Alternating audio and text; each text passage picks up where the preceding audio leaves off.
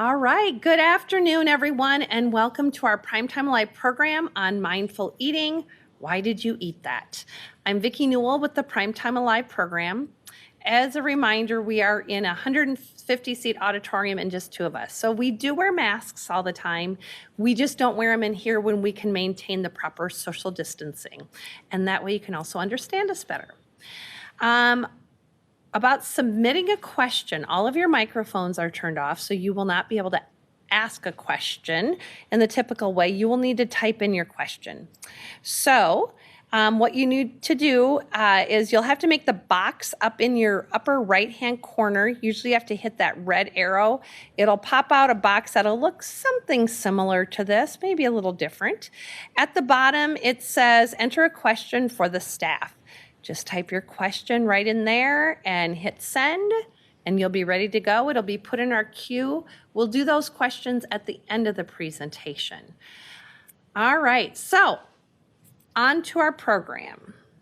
Our presenter today is Liz Burkland. Liz is a registered dietitian and diabetes educator, and as well as a diabetes prevention lifestyle coach here in our Diabetes and Nutrition Education Center at Mary Greeley Medical Center. She primarily works with the Diabetes Prevention Program and does, excuse me, I didn't think I need my glasses, and does Diabetes and Nutrition Education Counseling. Please welcome Liz. All right, thank you. Okay, so today we're going to be talking about mindful eating. We'll go through some definitions at the beginning. We'll move into appreciating your body, looking at food and morals, how to provide variety in your food choices, why we're eating, and just how to be thankful for the food that we're eating. Some of this stuff may be very new to you. I feel I do this presentation somewhat often. I do it at least, 4 or 5 times a year, or some variation of this presentation. And it is generally newer information for people. Some of it may make you a little bit uncomfortable, but by the end, I think that you'll have a good understanding and just why it is important to have some mindfulness around food. All right, so I'm going to start off with a quote by a registered dietitian who I admire. If you don't love it, you don't have to eat it. And if you do love it, then you should savor it. So what is mindfulness? That's just the capacity to bring your full attention and awareness to one's experience in the moment without judgment. So when it comes to mindful eating, we're just really bringing that mindfulness to our food, our choices with food, and the experience of eating. It really does help us kind of settle into a meal, appreciate and enjoy what we're eating, while also kind of connecting with our hunger cues and our satiety cues, or in another word, how fullness and satisfied we're feeling with meals. But before we get into food, I really do like to kind of step back and think about our bodies. There is just so much out there in the way that the media makes us feel, the way that different messaging from family members or even healthcare sometimes, or friends, can make us feel about our bodies, and we really internalize some of those things. So if we can kind of stop the war with our body and just trying to have a little more peace with our body and appreciate what it does for us. So, just appreciating that it does allow us to move. It does, our body has our brain there. So we're able to have different thoughts and feelings related to the environment around us. Our body allows us to be with others. It allows us to go outside, to just live our lives. So really trying to find those pieces that we can really appreciate about ourselves. A way that I challenge some of my patients to do this is using the mirror exercise. And that's just simply looking in the mirror and finding something to compliment yourself with. This can feel kind of weird at first. It can feel a little bit uncomfortable, but it's kind of like journaling, right? It feels uncomfortable. You can't find anything to say or to write down at first.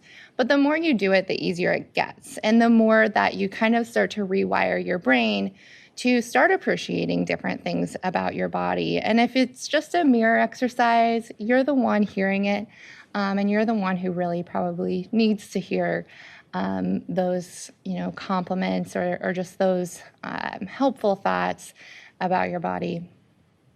You can also do this by looking at how you talk about other people's bodies. Do you notice that you do make harmful comments about somebody else's body, or just about the clothes that they're wearing, or how different things fit on them?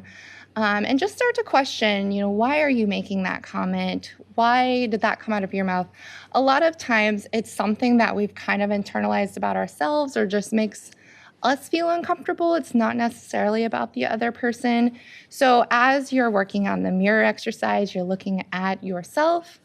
Hopefully that also is translating over to how you're viewing other people, or the opposite. If you're looking at other people differently and you're starting to appreciate things in others, can you start to appreciate things about yourself as well? So really start to appreciate your body. I like to have a picture of a baby in this slide because, we look at babies and it's so easy to appreciate everything about them. We want to squeeze their cheeks and just feel their little fingers and toes, and everything about a baby seems amazing, right? So, where do we lose that appreciation or just that wholesome love for the way that we are?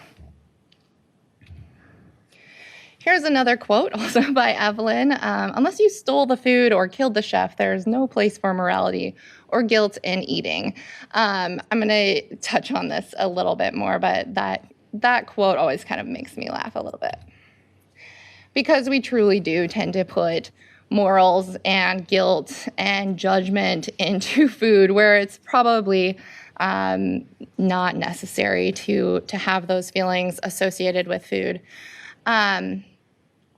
In this is where people start to get uncomfortable a lot of times. So I like to give out the example that chocolate and broccoli are both just foods, right? One is not necessarily better than the other. Sure, they've got different nutrients, but they're both providing energy and nutrients. When we put in morals with food, so when we put chocolate on a pedestal and we're always just indulging in chocolate, or we're always using chocolate to help us feel better at the end of a bad day, it kind of causes this conflict within us. So we're using chocolate to make us feel better at the end of a bad day, but then we're beating ourselves up for having the thing that we just tried to treat ourselves with, right? So it's like this conflict, this kind of inner struggle with, why are we eating that piece of chocolate?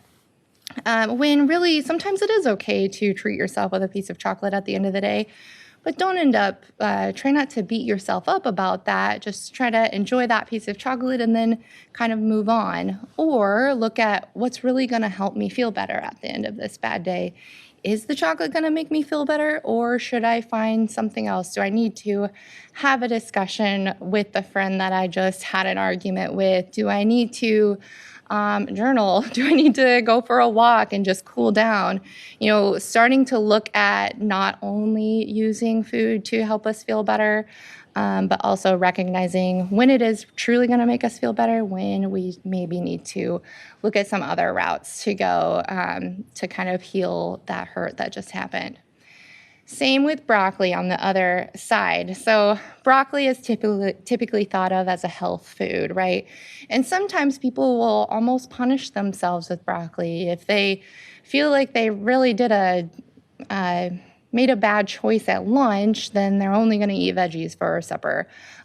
Where that's kind of putting a negative spin on some of our healthier foods, where now we don't want that thing in general. We don't want to eat broccoli in general, not because we don't like broccoli, but because we are thinking of it as, I'm eating broccoli because I'm being good today, sort of thing. So it just puts that negative spin on those. if we can kind of put chocolate and broccoli or just good foods and bad foods on an even playing field, then it's a little bit easier to start acknowledging when we truly are craving certain things, or when our body needs certain nutrients, or how we feel after eating more of a well-balanced meal that maybe does have some vegetables and starch and protein, and maybe something for dessert after, and just recognizing how we feel with a more complete or balanced view of things. So we'll get into choices as well here in a minute, and how to create that variety. The food police, that's just all of those negative rules, those kind of voices that we hear in the back of our mind when we are about to eat a meal. You shouldn't eat that. Why are you eating that? Some of the diet rules that tend to come up for different things. And these are things that we build up over a lifetime. So it takes some time to challenge those thoughts. And I would get into that a little bit more if we had some time, but I'll give you a good reference to look into, what is the food police and that sort of thing towards the end. All right. Okay, so variety is key. Our bodies do need a certain balance of nutrients and things to really feel our best. The fundamentals are our carbohydrates, our proteins, and our fats. And, there's gets a little more complex within each of those groups, but carbohydrates being grains, beans, fruits, veggies, cereals, play foods, milk. So a lot of different groups within carbohydrate food group. Protein is our meat, fish, nuts, seeds, legumes, eggs, those kind of things. And then fats, our cheese, our proteins will have some fats, our butter, oil, avocado, nuts, those kinds of things. And each serves a certain purpose in our body. So carbohydrates, they're kind of they kind of have a bad rep right now with just popular diets currently, but they are serving some pretty good functions. So carbs help our muscles repair. So especially if you're a pretty active person, you may want a good amount of carbohydrates in your diet, because then your muscles are going to repair, so you're not feeling as sore the next day, or you're just feeling more even energy levels throughout the day. It also, our brain really prefers to use carbohydrates as its main source of energy. So our brain's going to function generally a little bit better with some carbohydrates in our diet as well. Protein is going to be for our muscles, our bones, our nerves, and kind of more sustained energy. Fats also with sustained energy, or just that feeling of fullness and satisfaction. And then our nerves need so much fat. Our brain needs so much fat in the diet to really be running well. So we do want to try and get a good variety of all of these things. And not just a variety in our diet, but when we break it down even more, like in our meals or then in our days. So having those combinations, but then having that within the meal. So trying to have a portion of carb or starch, a portion of protein, and then, maybe you're cooking that in olive oil or whatever, so you got a little bit of fat in there. So if you look at these plates and things that I've got, there's variety, there's color, there's different textures. So that all contributes to our satisfaction as well. When we've got it's visually appealing, the mouthfeel is kind of appealing, and then there are, different nutrients within that as well. So try to have different things available in your kitchen. Have fruits and veggies and grains and snacks, and play foods would be those things that we typically think of as more like desserts, or just different foods that maybe don't have a lot of nutrition packed into them, but they serve a different purpose. Proteins, nuts, seeds, just having a good variety to choose from, so you're not always kind of stuck eating the same thing all the time. So you are getting a good balance of nutrients in your diet. And this is kind of getting to some of the stuff that you can start thinking about with meals as well. So tuning into those internal cues or your body's cues. I always try to get people to think about why they're eating. So, you've got a meal ready or it's getting close to lunchtime. Or maybe it's just 2 in the afternoon and you find yourself like standing in the kitchen looking for a snack. If you can just pause for a minute and think about, why are you eating? Are you hungry? Are you stressed? Are you angry? Are you celebrating something? Is it just part of your routine? Do you always tend to have a snack while you're watching TV and you're about to watch some TV, so you're grabbing a snack? There are so many reasons that we eat. So the first thing you can do is just pause before you grab the food and think about, why am I eating? It can be really empowering to just start to acknowledge those reasons. And then as you start to eat, you can start thinking about the hunger scale. And I kind of condense the scale into a 5-point scale here. Typically, it's a 10-point scale, but you want to start eating generally when you start noticing hunger pangs. So when you start to, maybe your stomach has growled once, but it's not been growling and you've been ignoring it for 30 minutes. Maybe you're just starting to feel a little bit of discomfort in your stomach, or you're just noticing that you are at the beginning stages of feeling hungry. That's when we want to ideally start eating. And then once you're about halfway through the food that you've chosen, pause and just kind of reassess where you are on the scale. This is just going to kind of slow you down and help you kind of acknowledge, are you still pretty hungry? Let's keep eating. Are you feeling kind of satisfied or getting into where you're kind of full and the food doesn't look as appealing as it did 10 minutes ago when you started eating? Then maybe it's a good idea to slow down and consider, do you want to finish the meal, or do you want to finish the portion of snack that you just gave yourself? And we do want to stop eating when we're about between a 3 and a 4. So we're feeling satisfied. We're no longer hungry. We're getting closer to that pleasantly full, or just feeling comfortable with the amount of food that we ate.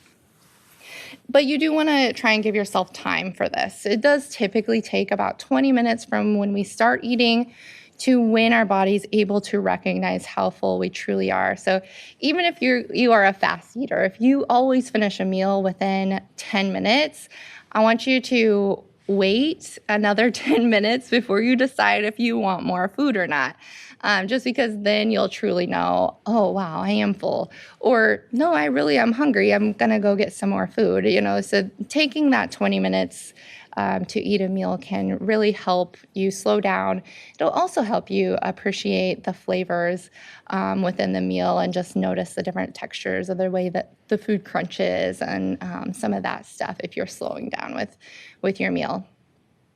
Now, we don't want to wait until we're at a 1 to start eating, because generally what happens is if we start eating when we're just so hungry that everything in the world sounds good to us, we tend to just eat really fast. We eat a lot more than we typically would, and we end up more at that level 5 where we're uncomfortably full.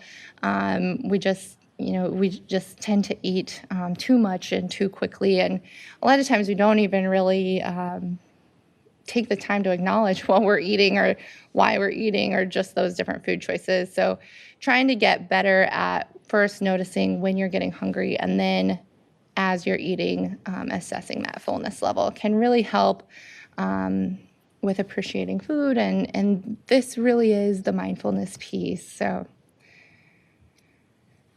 another thing that can help with mindfulness is just eating together. So sharing meals with other people and cooking meals with other people can just help improve the way that the meal feels, the way that you feel with the meal.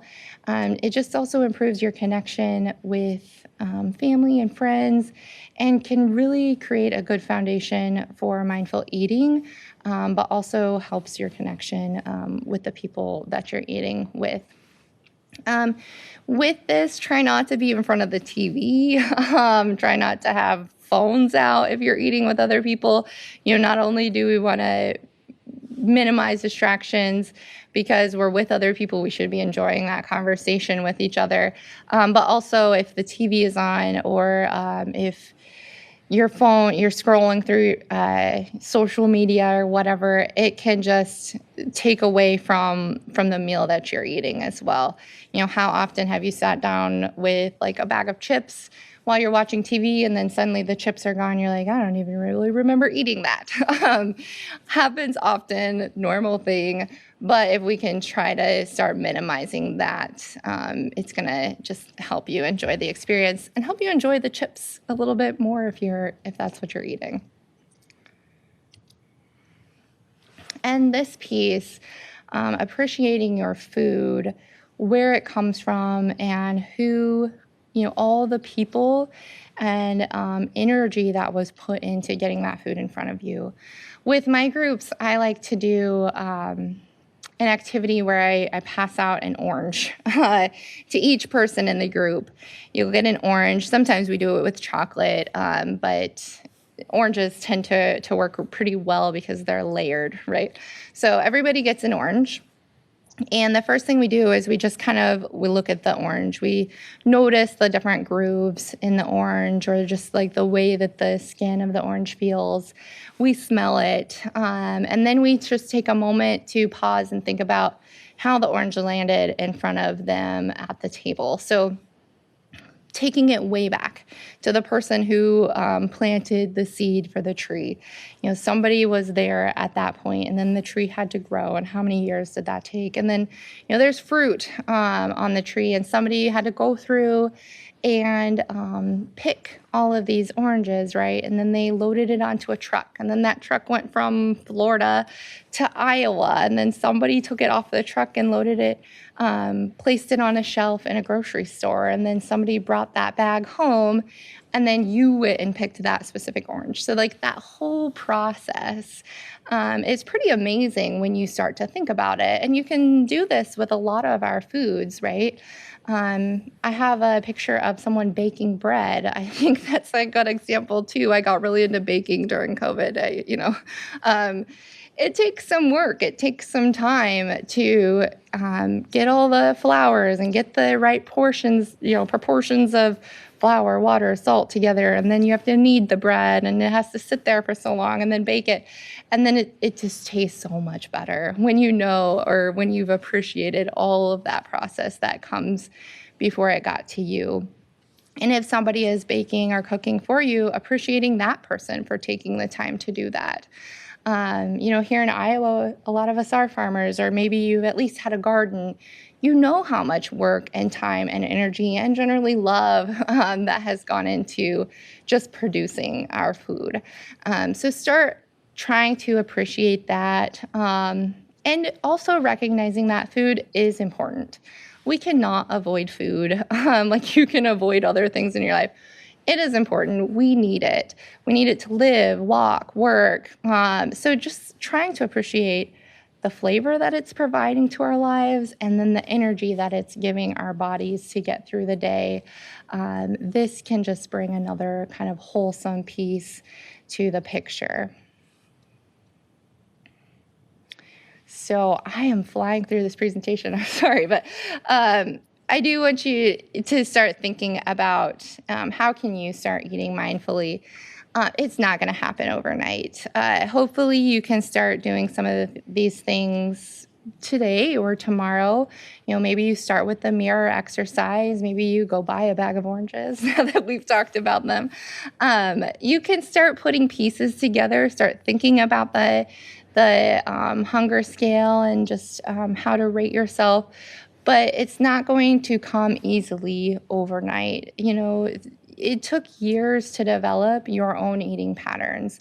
It took years to develop kind of your mindset with how you are eating, or just those thoughts that come into your mind with food. And it's going to take some time to unravel those things. Don't expect to be perfect at this tomorrow. Don't even expect to be perfect at it in a month. I think even as a dietitian, I've been teaching this for 4 years. I learned it in school. It still sometimes takes me a minute to think, I do need to slow down with this meal.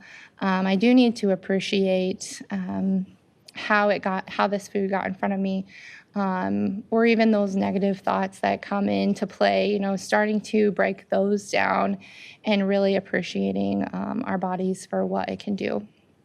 And give yourself grace with it too. Just start noticing how you're speaking about your body, noticing how you're speaking about others, noticing why you're choosing food and what you're choosing and how much you're eating and how you feel with that meal, how different meals make you feel, how your energy level is either kind of burn out quickly after eating a meal, or how you feel like you were satisfied for several hours after eating that meal, or how you're less tired with certain foods than you are with other foods. Give yourself grace in noticing those things, because like I said, it takes some time to get there, but the more that you practice it, the easier it does become, and the more second nature that it does become. And if you are looking at starting with kind of that hunger scale and slowing down with meals, or just providing more variety with meals, just start with one meal per day. It can be overwhelming because we are in such a fast-paced world to try and do this with all 3 meals. Eventually, that would be great. But right now, just pick one meal per day. A lot of us tend to choose dinner, but if you have more time in the morning, choose breakfast. Just one meal per day so you don't get overwhelmed. Take some time to prepare that food, take some time to cook the food, and then take that 20 to 30 minutes to eat it. So, altogether, it may be an hour that you're dedicating to your meal, but just start slow, pick the days where you have the most time, and that's okay if it's not all the time that you're doing this.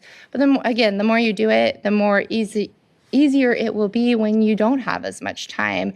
If you do only have 15 minutes to dedicate to a meal, at least you're slowing down and enjoying that 15 minutes that you have, or you're really paying attention to the food. I feel like, especially with cell phones and that sort of thing, so many people are on their phones, or they're reading, or whatever, with TV or with today's society and meals. It almost bothers me to have my phone in front of me, because I'm almost annoyed at myself that I can't enjoy my meal. So, hopefully you start to get to that point where you just are looking forward so much to the food that you don't want to be distracted by other things around you. You won't probably be there tomorrow, but after some time, you'll start to get there. And I do have some really great resources if you want to check out more. These are things that I have referenced throughout my presentation, and they're things that I suggest my patients or people in my groups to read. So Intuitive Eating, this is a book that's been around for a while, but they do go back and revise it and update it fairly often. But this is Evelyn Tribble and Elise Resch who wrote this book. They're both dietitians, and they're going to really break down that process of making peace with food. They're the ones who have the food police that I was kind of referencing earlier. And they're also going to take you through the process to just more balance with meals towards the end. But don't skip to the end, okay? Let's start with the beginning, start with those foundations, because then when you do get to the nutrition piece at the end, it's going to make more sense. You're going to have kind of just a different outlook with how you got there, how you're approaching nutrition. They came out with the Intuitive Eating Workbook, a year or two ago, and it's really amazing. Even if you haven't read the book yet, you can get the workbook. They're going to give you kind of a little, just like a one-pager to kind of prep you with what you're going to go through, but then they have real activities that will help you almost like journal your way through their process, and it is really cool. One of the first things in their workbook is just trying to show you how you've built up food rules, or you've built up the way that you eat over your lifetime, that it's second nature, and it's going to take some time to unravel. So what they have you do is write your name with your dominant hand, put the pen down, and then pick it up with your opposite hand and write your name with your opposite hand. You can do it, but it's awkward and it's hard and it doesn't feel right. That's kind of how it will feel if you've never heard of intuitive eating or mindful eating before. It's going to feel awkward and weird to do, but then, the more you practice, the easier and more second nature it does become. And then if you do have family at home, Secrets of Feeding a Healthy Family also follows a lot of the same principles. There are a ton of recipes at the end of that book. So even if you don't have a family and you're just looking for recipes, that's a pretty good one. And I have used this one in my groups as well for some of their tables and that sort of stuff too. And then just online, the Center for Mindful Eating is where I got some of my references too. And it's a great place to check out. They have, I believe they have a blog, or if you just want to kind of read some offhand things, they've got a lot of options there as well. So, all right. I am happy to take questions. Sorry, I kind of went through that quickly. Awesome. What is an example of a play food? All right. And then she said, ignore my play food question. I answered it throughout the presentation. If a child grew up without being told what to eat, would they naturally develop mindful eating and a well-balanced diet? I love this question. Okay. So actually, children tend to eat very mindfully. It's generally when we get out into the world that we start, or even our parents can start to break this down. So even if you think of a baby, right, we are born pretty instinctively. There are health complications that can throw this off. So not everybody has these cues built in.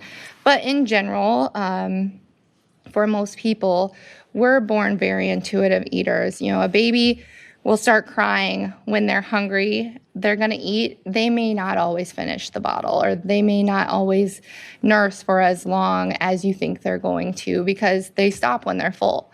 And it's pretty difficult a lot of times to get them to eat more. Same with toddlers. If you give them variety, and Secrets of Feeding a Healthy Family gets into this better, and I have a toddler, so I've done so much reading on how to feed him as he's progressed into eating what we eat. But if you give them variety, you give them options. So give them some fruit, some protein, a vegetable, or whatever. You keep introducing a variety to them. You'll notice that they tend to eat. They will pick up different pieces. They'll try different things. Some days they may not want, like my toddler will go through a week of where he hardly eats anything. And it's so frustrating as a parent to see that. But then there are other weeks where he eats more than I assume that he's going to eat. And it just balances out. And you provide that variety to them so they can make those choices in what they're eating. Give them a good portion to begin with. But then if they're asking for more, I always give more. If he doesn't finish what I've given to him, it's hard, but we try really hard not to encourage him to take another bite of the vegetable or whatever. I try to get him to take the first bite just so he knows if he likes it or not. But if he doesn't like it, then don't push it. As adults, we don't tend to eat things that we don't always like, although I try to get people to try more vegetables because our taste buds change from childhood to adulthood. So trying them again or trying them in different ways. But I do that with my toddler too. We'll have raw veggies. One night we have cooked veggies. We have roasted or grilled or steamed or whatever. But yeah, generally toddlers are very good. Now, on the flip side, if we are only providing them with high sugar things or high salt things, those, our taste buds are generally inclined to go towards those. So yeah, it's easy to overeat those things, and it's easy to eat them quickly, even for toddlers. So again, that's where we need to provide that variety for them, but don't treat the cookie like it's only a reward.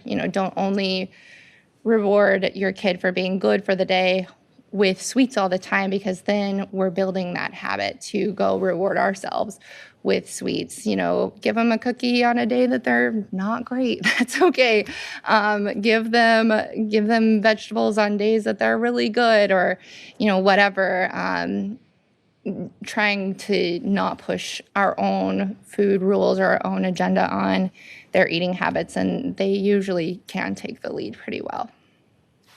All right, any other questions? I have one, and you'll need to repeat Yes. it. You talk about eating at a certain hunger scale, but what if you're eating with somebody else and you have different times? Yeah. So Vicky just asked, we talked about eating on the hunger scale, but what if you're eating with somebody else and there's different times that you're hungry? So again, try not to make it too much of a food rule. So it's not that you always have to start eating at a 2. Sometimes, like work, for example, I have to eat at 12:15 because that's when my lunch starts. I think our bodies also kind of get on a time structure too. So like the more consistent you are with eating in a pattern, your body's going to start to recognize that. I'd say too, be conscious of snacking. So if you're going to eat lunch earlier that day and you always eat a snack at 10 o'clock, maybe either push that snack up a little bit or hold off on it because you're going to have lunch a little bit sooner. Also, maybe you just eat a little bit less if you're not quite hungry yet, sort of thing. So you're reaching that fullness level a little bit sooner. So yeah, there can be fluidity or just differences in that too. All right. Got another question. Are techniques of mindful eating helpful in treating individuals with eating disorders? This is a complex question. Yes, but not always at first. With eating disorders, both with undereating and with overeating, generally that person has ignored their hunger cues for a long time. So first, I'll go with, typically we think of eating disorders being undereating, like anorexia or that sort of thing. So they've been really ignoring that hunger cue for a long time. So the first thing we need to do there is establish probably just a eating pattern, kind of getting them refed, getting them back to a weight where they are more of themselves, where they can start to appreciate what food is doing for them. Eating disorders are so complex because it's not generally about the food. It's more about some of the psychosocial stuff that's going on. So working with a counselor is going to be extremely critical for that person. But as they progress through their eating disorder treatment, ideally, yes, we're going to move towards more mindful eating. We definitely want to stay away from things like calorie counting or that sort of thing as well. So yes, when it's appropriate, we get to mindful eating with eating disorders. All right.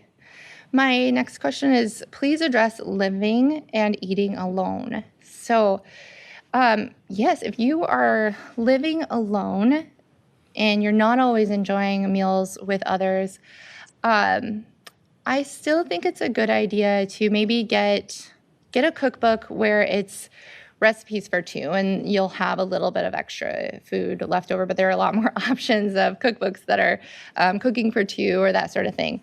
And if you don't love cooking, I'd still encourage you to cook 1 or 2 days a week, or just even if it's an easier meal. Maybe it's that you're making yourself eggs and toast or eggs and fruit or whatever in the morning. But try and still think about yourself as if you are preparing it for someone else, right? Like, do some of those garnishes. Buy the better quality fruits for yourself. Sometimes it's easy to just grab the convenient thing or to grab the less fancy thing. But if you start kind of treating yourself to some of those better quality things, or you are preparing a meal and then, you prepare it, I would still set the table, or at least, set your spot at the table, have the table cleared off. I'm guilty of this too. I tend to stick all my mail on my table, but it's just, there's such a mind shift when you are sitting down. Right now we just are having our house looked at, so we have flowers on our table, and it's so nice, you do enjoy it just that much more. So even if you are eating alone, do some of those things for yourself. Still take that time to sit down and eat. You can have music playing in the background if it feels lonely to you to eat at home alone, or it just feels like something else needs to be happening because you're at home in a quiet house, or wherever you live. Have some background music that you enjoy playing, something that can kind of be there. It would be similar to having conversation, where you can still focus on your food while you're eating. You can still enjoy the different textures and tastes, and just acknowledge how full you're getting with the meal. But there is kind of something enjoyable happening, just like there would be with conversation. And again, you don't have to do it with every meal if it feels really uncomfortable for you, but I would start doing it a couple times a week with at least one meal throughout the day. You can also look up mindful eating with chocolate. There are a few YouTube videos out there where you really appreciate the piece of chocolate. And this is something we do during our type 2 diabetes class. We give everyone a piece of chocolate, which feels very uncomfortable for them because they feel like they're not supposed to be eating candy, right? So we give everybody a piece of chocolate, and we eat it very slowly. We kind of let it melt in your mouth, and then we take a bite. And I like to do it with a raisinette, because then you've got those different textures. So like when you bite through the raisin, just like the difference in the flavor. And the interesting thing is, we only do it with one raisinette or one piece of chocolate. A lot of times I get the response that people, like, they enjoyed it so much more. Or some people who typically thought they liked raisinettes, they're like, I did not like that when I ate it slowly. So you start to really recognize what you like and what you like about it. And you can feel more satisfied on that's in that example, it's a smaller portion sort of thing. So yeah, I mean, even with something like a snack or a piece of chocolate, you can do these things on your own as well. Do I have any other questions?